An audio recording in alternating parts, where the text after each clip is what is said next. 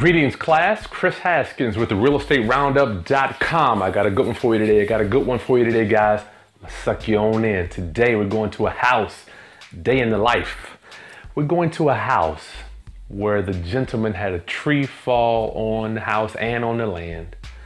And I'm going to show you what happens when you have dogs locked inside of a house. It ain't going to be pretty. The house looked so, let's just say it looked challenging. I think that's a good word. Looked challenging.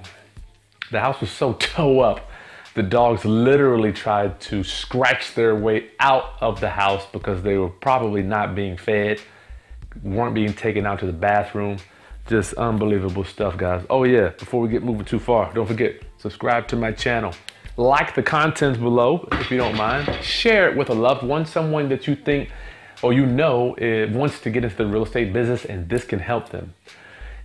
Being in the business, we may look at 50, 60, 70 houses before we buy one, right? We never know which one is going to be that one golden egg. But in order for you to find that golden egg, you got to look through a lot of different eggs, right? You got to keep looking. So this is just another day where we're looking at a house, but I want you to see how calm and interactive I am with the seller. You're going to meet the seller, and I got a coaching client. Usually I like to invite coaching clients out so they can learn how to negotiate real estate. And if you want to become a master negotiator, you can download my real estate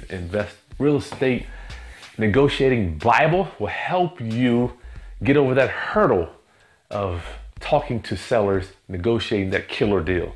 So this house is going to be the tree. Let's call it the tree house, the tree dog house. Dogs locked up in the house.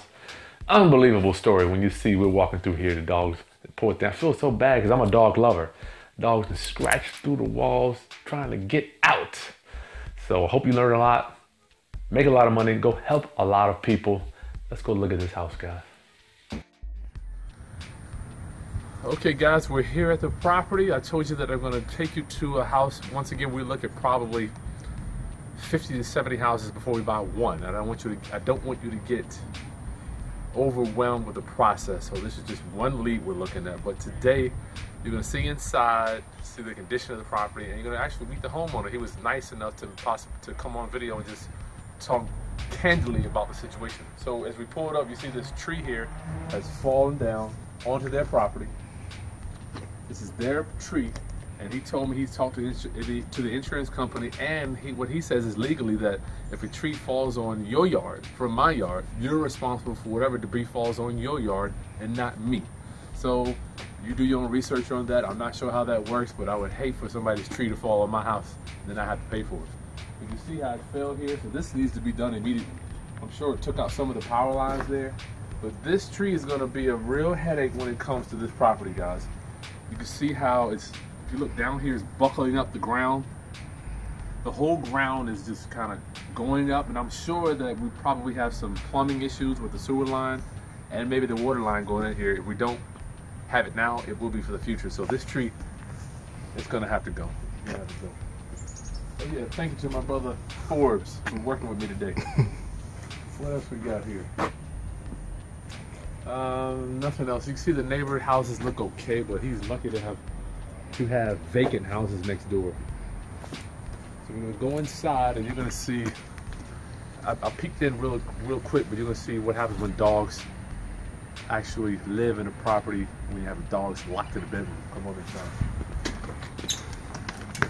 Hey, bro, Cephas. Yes. How you doing? We don't see you too. This is bro Cephas. He's the owner here, and thank you for inviting us out to take a look at your property. Anything you want to tell us real quick? I guess we moved in about 1963. Good Lord. And man, I grew up here from the 7th grade on up. And, how many people were in here, bro, Steven? I had, it was 3 brothers and 3 sisters stayed here. Oh, and from time to time we had cousins from Baltimore who used to come down and stay with us. And wow. We never, back then, never felt crowded, but. So there's 8 of you guys in here? At times, you know. Yeah. And people complain about 2,000 square feet now, don't they? Yeah. All right, we're gonna look around real quick, just do a quick tour if you don't mind, and then we're out of here. We got the living room here. You don't need me to go with you, do you? No. Okay. We got the living room here. We got a dining area. It looks like. But Steve, let me ask you: when you came in, were you responsible for taking up this carpet here? I'm presuming it was dog. The carpet was already up. So over a period of time, the nephew was here, and so they had they took the carpet up. Okay, so it was up when you got here. Yes. Okay, that's good. I've been in about a year and a half. Wow. Well, this is the kitchen. Actually nice. I think that wall could maybe come down. Yeah. Make a nice open floor plan there. But you can see that the flooring was probably an issue. I'm gonna bet that it was dog stuff on there maybe. Come on back here. Hardwood floors. The good thing about hardwood floors is these floors are older than you and I put together. These floors came from trees that grew hundreds of years ago. We chopped them down and they're still here looking good, right? So here's our bathroom. Looks like the water's still running. And this is the vanity. Looks like it might be falling apart here. And the toilet needs to be done. Take a look at the tub here. So it looks like they put out some vinyl here just to cover up. Probably got a hole back there. But apparently people still been using this thing. It's not super bad. I've seen a lot worse. It can be used.